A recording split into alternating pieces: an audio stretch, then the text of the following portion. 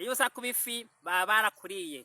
Iyo uri umugabo cyangwa se ukaba umugore, abana bawe baba barabaye imfubyi, abarobyi b'inkurumbutsi baba barashyira mu cyaga cya Kivu bakakuroba bakakurya.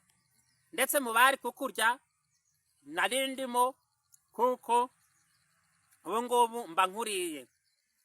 Rero shimira Imana ko itakugize ifi, ushimira Imana ko itakugize itungo, ushimira Imana kubw'urukundo rwayo, ushimira Imana ko ikugejeje kuri Noheli uri muzima, ushimira Imana ko igufiteho umugambi mwiza.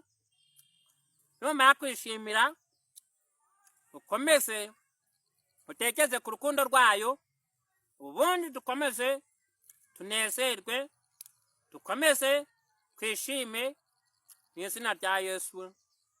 Amen.